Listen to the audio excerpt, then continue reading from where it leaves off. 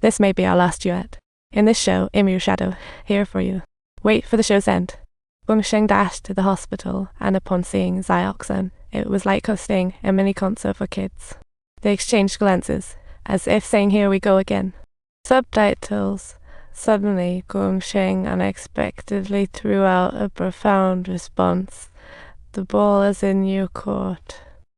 It truly resembled a scene straight out of Game of Thrones. "I'm just a bystander, always trailing behind you. You always lead the way. Whenever I think of you behind me, it's not just a memory. It's like a wild chase. All this makes my mind echo with applause, like it's not a new show anymore." Subtitles. "So, please give me another chance. I hope to team up with you again for a far more amazing show." Subtitles. "Just grant me one more chance. And it'll be like a little sapling, unswayed by the wind, silently awaiting. My mood feels like a ridiculously funny gorilla, overflowing with laughter rather than helplessness.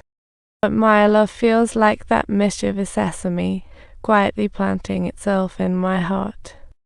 Yet Chan is still reluctant to admit this drifting love, secretly caring for Gongsheng like a little detective. Gongsheng drifts further into music stars, while Chan knows nothing. Until Gongsheng was headed to a music high school, Chan finally panicked, like an anxious puppy running around in circles. She decided to catch up with him, sneaking into Gongsheng's room in the dead of night with lunch, only to find him practicing piano while cleaning and lecturing.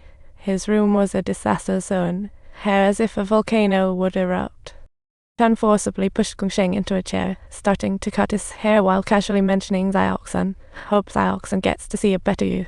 At this time, Chan realized Gongsheng might favor Xiaoxan more. Perhaps his secret is Xiaoxan.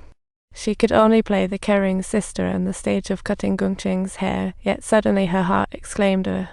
The next day, Chan followed Gongsheng to visit sick Xiaoxan. It was like a chaotic love triangle comedy. But just as they reached the door and saw Lionta arriving too, Gongsheng quickly made an excuse to sneak away with Chan.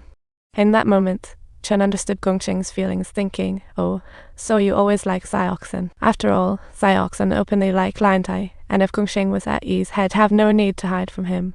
However, the dodging Gongsheng became an unbearable pain for Chan. Chan's heart felt like an endless pit, wondering how Gongsheng, who declared himself a girl in childhood, didn't love her now. Why did Gongsheng end up so lost when she had always been by his side? Finally, Chan couldn't help but speak up. "Gongsheng, it's Xiaoxan you like." "Yeah, you silly one." "And now, you silly?" "Xiaoxan has always liked Xiaoxan. You'll be fine."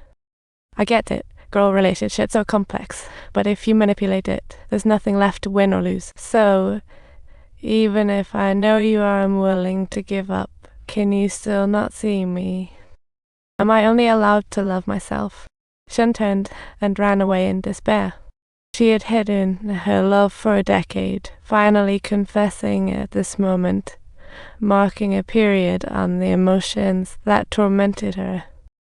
At this moment, Chan felt like a balloon ready to fly, wondering what the next chapter would bring, whether laughter or heartache. But ultimately, speaking out is best. Success is unpredictable, yet this winter rain is so warm.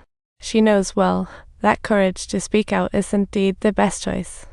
Such warmth permeates throughout in the winter rain. Remember to bravely pursue your happiness as well.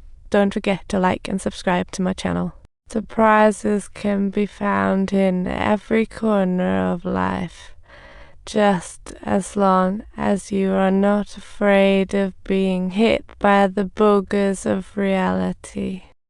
Making choices and changing them endlessly, never letting the truth surface. Xiaoxan pretends to be busy practicing piano to avoid calling him. However, Gongsheng couldn't hold back, ending up running into Lionta at the hospital like a scene blown up by a prankster god. At that moment, he realized Xiaoxan's illness was serious, a mix of surprises and shocks.